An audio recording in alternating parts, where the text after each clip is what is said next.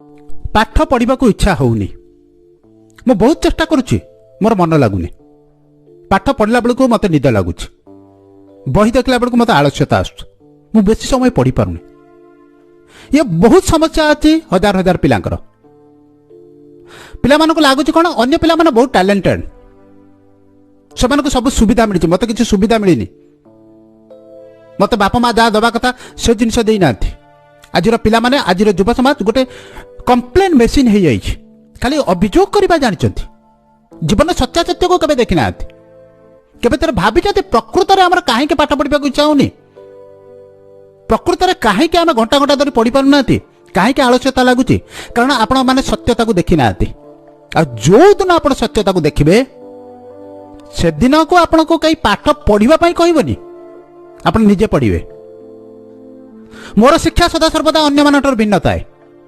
मुझे कहनी पिला को पाठ पढ़ाई कह पिला को एमती शिक्षा दियो एमती बुझाओ आप मना करेंगे आओ बाबा पाठ पढ़ा दरकार नहीं एवं रेस्ट नहीं जा कहे ना मुझे पाठ पढ़ी से शिक्षा मिलवा दरकार आ से शिक्षा केतबेले मिलिबो जेतबेले से सत्यता को देखिए जीवन प्रकृत सत्यासत्य को सामना करेंगे आखिरे कलापट्टी दे आम रास्तार चलिले दुर्घटना हम आम जब आखिर कलापट्टी दे रास्तार ठिया हुआ सूर्य को मना करते ना सूर्य उठुना ये भूल धारणा गोटे मूर्खामीर परिचय आपण मैंने ठीक अधिकांश पिला जो मैंने कहते मोर इच्छा होनी आग्रह होनी पाठ मन रोनी से आखिर कलापट्टी बांध देते कलापट्टी की थरे खोलतु सत्यासत्य को देखु ए भारत वर्षर ए ओडिशा राज्यर 50% लोक हूँ मध्यवित्त निम्न मध्यवित्त बहुत कष्ट से पिला पढ़ाती बहुत कष्ट से पैसा जोड़ी जोड़ी से शिक्षा पाई स्कूल कॉलेजेस रे देता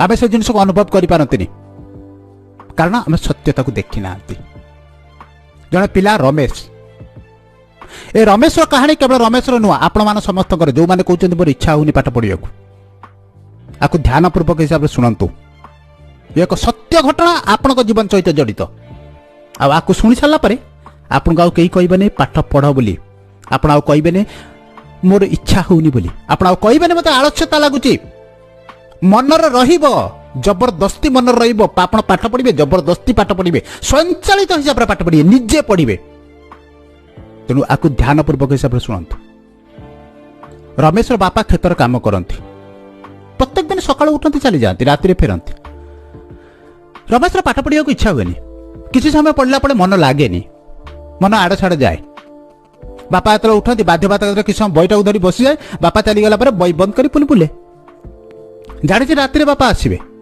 जिते आसे से देखती जे रमेश पुणी बई धरी बस खुशी हो जाती देखो पिलाटा बहुत पाठ पढ़ुती मुझे परिश्रम कर मो पिला भी परिश्रम कर प्रत्येक वर्ष रमेश खराब रिजल्ट करे बापा बुझीपारती प्रकृतर हूँ कौन रमेश को बुझाती बाबा मु बहुत परिश्रम करुचे आज भले कि पाठ पढ़ली नहीं आज बहुत खराब अवस्था अच्छे मु कष्ट मष्ट पैसा दूसरी पाठ पढ़ रमेश को यह सब जिन विशेष किसी फरक पड़ेनि दिने 2 दिन फरक पड़े पुनर्बार जो अवस्था से अवस्था प्रत्येक वर्ष बापा जाती शिक्षक पाखे नेउरा हुआ मोर गोटे आशा भरोसा ताको अपन टिके पास कराई दियंतु शिक्षक दया करी ताको पुणी टिके आग क्लास को बढ़ाई दियंती पुणी बुझाई दियंती रमेश पाठ पढ़ बापा बहुत परिश्रम करुछंती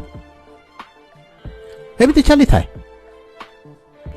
दिने रमेश ये सब अवस्था रे बापा विरक्ति होई भारी दुखित होई फेरीगले खेत को चलीगले मार से दिन देह भल न थाए प्रत्येक दिन रमेश बापा खेत को काम करिया जाती माँ खाद्य पठाए से दिन माँ कहले बाबा आज देह टिके भल लगुनि बापा टिके खाद्य नहीं जीवो रमेश कहला ठीक अच्छे खाद्य नहीं गला जाई पहुंचला खेत रे आज पर्यंत बापा ताको खेत को जीवा देना ये दुनिया प्रत्येक बापा माँ या करते निजे जो कष्ट भोगुता केतबेले चाहती मो पिला से जिन को अनुभव करो आम से कष्ट को अनुभव करना आमको लगुच बापा काम हो काम करवा कष्ट करवा आमर काम हो जमी बचा कथा सेमती बचा रमेश जाई पहुंची खेत रे दूर जगार देखुचे बापा प्रचुर परिश्रम कर खरा हो 9टा हो गला खरा पड़ा गमगम झाड़ बोई चलती बापा माटी हाणुंट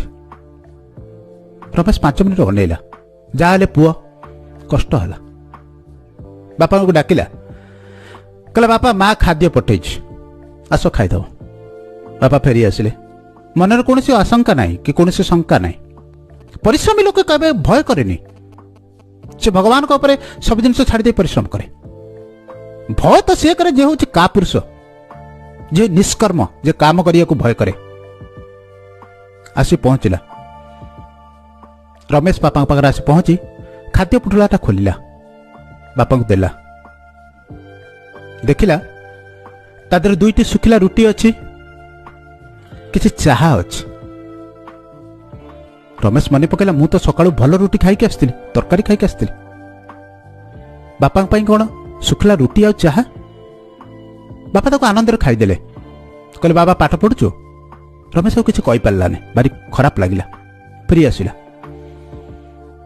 ଘରେ ଆସି ମାଆକୁ ପଚାରିଲା, ମା ବାପାଙ୍କୁ କ'ଣ ଖାଇବାକୁ ଦେଇଥିଲୁ? ମା କହିଲେ, ବାପା କାଲି ରାତିରେ ରୁଟି ଥିଲା ଆଉ ଚାହା ଥିଲା, ସେଉ ପଠେଇଥିଲି। ଆଉ କିଛି କହିଲାନି। ତଥାପି କିଛି ଖରାପ ଲାଗିଲା, ମନ ଭିତରେ ସେ ସବୁ ଜିନିଷ ରହିଗଲା। ମା କଷ୍ଟମଷ୍ଟେ ଯାହା କରିବା କଥା ତାଙ୍କର ଦିନ କାର୍ଯ୍ୟ କଲେ। 2 ପହରରେ ପୁଣି କହିଲେ, ବାପା ଆଜି ବି ଟିକେ ଖାଦ୍ୟ ନେଇଯିବୁ, 2 ପହରରେ ବାପାଙ୍କ ପାଇଁ ନେଇଯିବୁ। ବାପାଙ୍କ ପାଇଁ ଖାଦ୍ୟ ନେଇ ପହଞ୍ଚେଇଲା। ପୁନର୍ବାର ଯାଇ ଯେତେବେଳେ 2 ପହରରେ ପହଞ୍ଚି ଦେଖିଲା ଡହ ଡହ ଖରାରେ ବାପା କାମ କରୁଛନ୍ତି। ଶରୀର ସେତେବେଳେ ସମ୍ପୂର୍ଣ୍ଣ ଭାବେ କଳା ହେଇଗଲାଣି। ରମେଶ କିଛି ସମୟ ଠିଆ ହେଲା। ଏଥର ଭାରି ବାଧିଲା। ଡାକିଲା ବାପାଙ୍କୁ, ବାପା ମୁଁ ଖାଦ୍ୟ ନେଇ ଆସିଛି। ବାପା ଆସିଲେ, ଆନନ୍ଦର ସହିତ ଆସିଲେ। କହିଲା, ଆରେ ବାବା ମୋ ପୁଅ ଆଜି ମୋ ପାଇଁ ଖାଦ୍ୟ ନେଇ ଆସିଛି। ପିତା ମାତାଙ୍କର ମନ ବୁଝିବା ଏତେ ସହଜ ନୁହଁ, ବୁଝିବା ପାଇଁ ଚେଷ୍ଟା କରନ୍ତୁ। ଖାଦ୍ୟ ନେଇ ଯେତେବେଳେ ବାପା ପାଖରେ ପହଞ୍ଚି ସେତେବେଳେ ଦେଖିଛି ଭାତ, କ'ଣ ଟିକେ ଗୋଟେ ଆଡୁଛାଡୁ ତରକାରୀ, ପିଆଜ 2 ଖଣ୍ଡ। ବାପାଙ୍କ ପେଟରେ ଯେମିତି ଅଗ୍ନି ଜଳୁଛି। ବାପା ସବୁ ଜିନିଷ 2 ମିନିଟ୍ ଭିତରେ ଖାଇଦେଲେ। ଖାଇଦେଇ କହିଲେ, ହଉ ବାବା ଯା, ପାଠ ପଢିବୁ। ରମେଶ ଘରକୁ ଫେରି ଆସିଲା। ପ୍ରତ୍ୟେକ ଦିନ ଆସି ସେ 2 ପହରରେ ଆରାମରେ ଶୁଏ, ନହେଲେ କୋଉଠି ଖେଳିବା ପାଇଁ ପଳାଏ, ନହେଲେ ଟିଭି ଦେଖେ। ସେଦିନ ଆଉ ତ ନିଦ ହେଲାନି, ଛଟପଟ ହେଲା। କହିଲା ବାପା ଏତେ ପରିଶ୍ରମ କରୁଛନ୍ତି। ପୁଣି ସନ୍ଧ୍ୟା ହେଲା, ସବୁ ପିଲାମାନେ ଖେଳିଲେ। ରମେଶକୁ ଡାକିଲେ, ରମେଶ ଆଉ ଯିବେ ଗଲା ନାହିଁ ଖେଳିବା ପାଇଁ। ମନ ଭିତରେ ଗୋଟିଏ ବିଚାର ଚାଲିଥାଏ, ବାପା ଏତେ ପରିଶ୍ରମ କରୁଛନ୍ତି, ମୁଁ ଘରେ ଏତେ ଭଲ ଭଲ ଜିନିଷ ଖାଉଛି, ବାପା ଶୁଖିଲା ରୁଟି, ଚାହା, ଭାତ, ପିଆଜ ଏହାକୁ ଖାଇ ପରିଶ୍ରମ କରୁଛନ୍ତି କାହିଁକି? ପଡୋଶୀର ପିଲାର ବାପା ଅଫିସ ଯାଉଛନ୍ତି, ତାଙ୍କ ପାଖରେ କାର ଅଛି, ତାଙ୍କ ପାଖରେ ଘର ଅଛି, ସେମାନେ ଯୁଆଡେ ନାହିଁ ସିଆଡେ ଯାଇପାରୁଛନ୍ତି, ଭଲ ସ୍କୁଲରେ ପଢି ପାରୁଛନ୍ତି। ଆମର ଏ ଧନୀ ଅବସ୍ଥା କାହିଁକି? ସେଦିନ ରମେଶର ଆଖି ଖୋଲିଲା। ବାପାଙ୍କୁ ଯେତେବେଳେ ରାତିରେ ଆସିଲା, ବାପା ଖାଇସାରିଲେ। ବାପା ଭାରି ଖୁସି ହେଲେ। କହିଲେ, ଜାଣିଛ ଆଜି ରମେଶ ମୋ ପାଇଁ 2 ଥର ଯାକ ଖାଦ୍ୟ ନେଇଯାଇଛି। କିନ୍ତୁ ରମେଶର ଏଥିରେ କୋହ ଫାଟୁଥାଏ, କାରଣ ବାପାଙ୍କୁ ଆଜି ପର୍ଯ୍ୟନ୍ତ ସେ ଅବସ୍ଥାରେ ଦେଖିନଥିଲା। ବାପା କ'ଣ କରୁଛନ୍ତି, କେମିତି ବାପା ପରିବାର ଚଳାଉଛନ୍ତି। ସେତେବେଳେ ମାଙ୍କୁ ଯାଇ ପଚାରୁଛନ୍ତି, ରମେଶ ଆଜି ଏତେ ଦୁଃଖୀ କାହିଁକି? ମା କହିଲେ, ମୁଁ ଜାଣିନି। ସେତେବେଳେ ରମେଶକୁ ଡାକିଛନ୍ତି, ବାବା କ'ଣ ହେଲା? ରମେଶ ସେତେବେଳେ ପଚାରୁଛି, ବାପା ତମେ ଆଜି ପର୍ଯ୍ୟନ୍ତ ଏତେ ପରିଶ୍ରମ କରୁଛ ମୁଁ ଜାଣିନି। ମୁଁ ଆଜି ଦେଖିଲି, ମତେ ଭାରି କଷ୍ଟ ହେଲା। ତମେ ଏ ପରିଶ୍ରମ କାହିଁ କରୁଛ? ତମେ କାହିଁ କୋଉ ଅଫିସରେ କାମ କଲନି? ତମ ପାଖରେ କାହିଁ ଆଜି ବହୁତ ପଇସା ନାହିଁ? ବାପା ସେତେବେଳେ ଗୋଟେ ପ୍ରଶ୍ନ କହିଥିଲେ, ମୁଁ ଜୀବନରେ ଯାହା କରିବା କଥା ସେ ଜିନିଷ କରିନାହିଁ। ମୁଁ ଜୀବନରେ ଭୁଲ କରିଛି, ଯୋଉ ଭୁଲ ତମେ କରୁଛ। ରମେଶର ମୁଣ୍ଡ ସେତେବେଳେ ଏପଟ ସେପଟ ହେଇଯାଇଛି। ବାପା ସେତେବେଳେ କହିଛନ୍ତି, ଯେତେବେଳେ ତୋର ବୟସର ମୁଁ ଥିଲି, ସେତେବେଳେ ବାପା ବହୁତ ପରିଶ୍ରମ କରି ସବୁ ଜିନିଷ ମତେ ଯୋଗାଇ ଦେଉଥିଲେ, ଯେମିତି ଆଜି ମୁଁ ତମକୁ ଯୋଗାଇ ଦଉଛି। କିନ୍ତୁ ମୁଁ ସେତେବେଳେ ବୁଲିଲି, ବାପାଙ୍କୁ ସବୁବେଳେ ଠକିବା ପାଇଁ ଚେଷ୍ଟା କଲି। ବାପାଙ୍କୁ ତ ଠକି ପାରିଲିନି, ନିଜକୁ ଠକିଲି।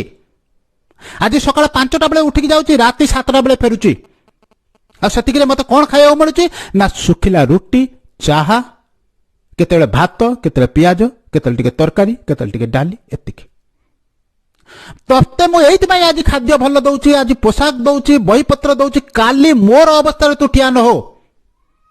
ମୁଁ ଜାଣିଛି ଭଲ ଭାବରେ ତୁ ପାଠ ପଢୁନୁ, କିନ୍ତୁ ମୁଁ ହଉଛି ଲାଚାର, ମୋ ପାଖରେ କୌଣସି ରାସ୍ତା ନାହିଁ। ମୁଁ ତତେ କେମିତି କହିବି ମୋର ଅନ୍ତରର ଦୁଃଖ? ଅନ୍ତରର ଦୁଃଖ ମୁଁ ତତେ କେମିତି ବୁଝେଇ କହିବି ଯେ ମୁଁ ଜୀବନରେ ଯୋଉ ସମୟରେ ଯୋଉ ଜିନିଷ କରିନଥିଲି ତାର ପରିଣାମ ମତେ ଆଜି ଜୀବନ ସାରା ଭୋଗିବାକୁ ପଡୁଛି। ମତେ ନୁହେଁ, ତମମାନଙ୍କୁ ବି ଭୋଗିବାକୁ ପଡୁଛି। ମୋର ଗୋଟିଏ ଭୁଲ ପାଇଁ ମୋ ପରିବାର ଆଜି ହନ୍ତସନ୍ତ ହଉଛି। ତୁମେ ଏପର୍ଯ୍ୟନ୍ତ ଏ ସମସ୍ତ ଜିନିଷକୁ ଆଖି ଖୋଲି ଦେଖିପାରୁନ। ମା ତ ବୁଝିପାରୁଛୁ, କିନ୍ତୁ ରମେଶ ତୁ ଏପର୍ଯ୍ୟନ୍ତ ଏ ଜିନିଷକୁ ବୁଝିପାରୁନୁ ବାବା। ରମେଶ ସେଥିରେ ଆଖିରୁ ଧାର ଧାର ଲୁହ ଖସୁଛି। କହୁଛି ବାପା ଆଜି ମୋ ଜୀବନର ଅନ୍ତ, ଯେତିକି ଆବଶ୍ୟକ କେବଳ ସେତିକି ସମୟ ହିଁ ନିଜ ପାଇଁ ବାହାର କରିବି। ସଦା ସର୍ବଦା ସମ୍ପୂର୍ଣ୍ଣ ରୂପେ ପାଠ ପଢିବି। ସେଇ ଦିନଠାରୁ ସେଇ ମୁହୂର୍ତ୍ତରୁ ରମେଶର ପରିବର୍ତ୍ତନ ଘଟିଛି।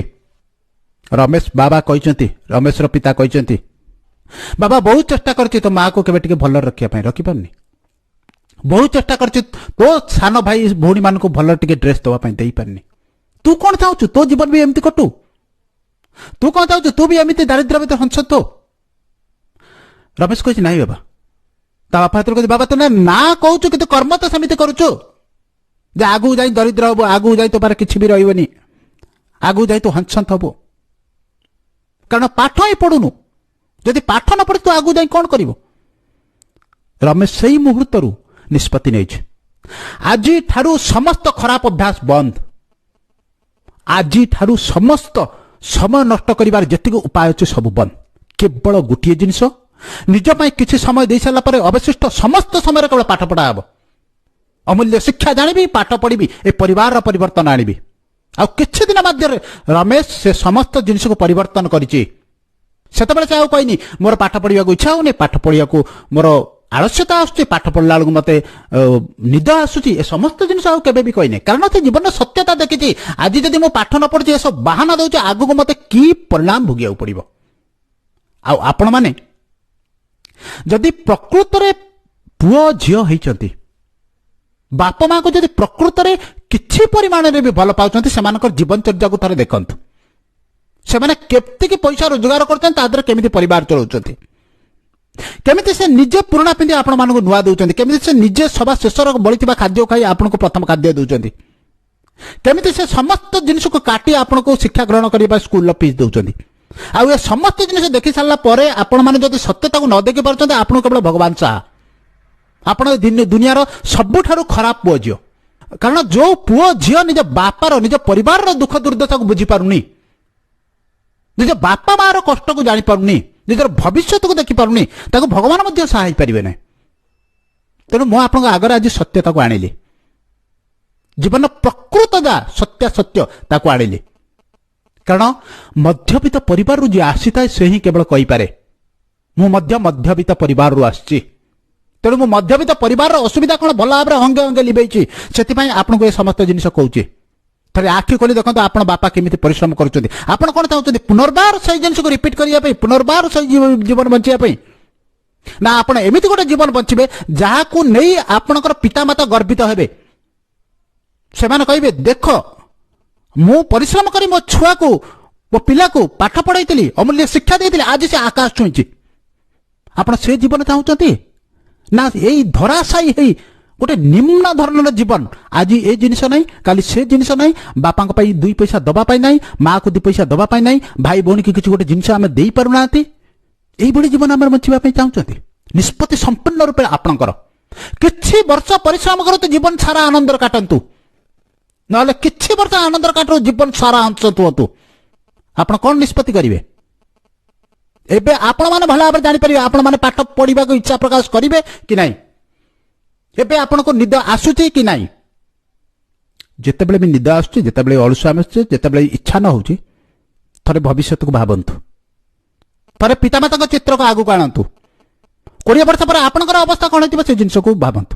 ସବୁ ନିଦ ଚାଲିଯିବ, ସବୁ ଆଳସ୍ୟତା ଚାଲିଯିବ, ପାଠ ଆପେ ଆପେ ମନେ ରହିବ। ପାଠ ପଢିବାକୁ ଘଣ୍ଟେ ଜାଗାରେ 3 ଘଣ୍ଟା ପଢିବ, କେହି କହିବାକୁ ପଡିବ, ନିଜେ ପଢିବେ। ଆଶା କରୁଛି ଏ ଜିନିଷକୁ ଆପଣମାନେ ସମସ୍ତେ ବୁଝିବେ। ଆଖିରୁ କଳାପଟିକୁ ଏଇ ମୁହୂର୍ତ୍ତରେ ହଟେଇବେ, ସତ୍ୟତାକୁ ଦେଖିବେ। ଆପଣଙ୍କୁ ସମସ୍ତ ଜିନିଷ ସାମ୍ନା ହିଁ କରିବାକୁ ପଡିବ। ଆପଣ ଆଖି ଖୋଲନ୍ତୁ କି ଆଖି ବନ୍ଦ କରିଦିଅନ୍ତୁ। আর জীবনের যুদ্ধরে আখি যেতে খোলা রাখবে সেটা আপনার মঙ্গলদায়ক। যেতে আপনার চেই রহবে, যেতে সত্যতা দেখবে সেটা আপনার মঙ্গলদায়ক। এই ভিডিও কু অন্য মানুষ সহ সেয়ার করবে। ए भिडियोटी जदि आपको लगुच आप जीवन में परिवर्तन आणव बोली निश्चित भाव में आपको लाइक करेंगे जदि प्रथम थर मत शुणुंट मो सहित जोड़ा चाहते चैनल को सब्सक्राइब करेंगे पुणी आपण सहित देखा किसी जीवन प्रकृत सत्यासत्य सहित किसी अमूल्य शिक्षा सहित आज एति धन्यवाद।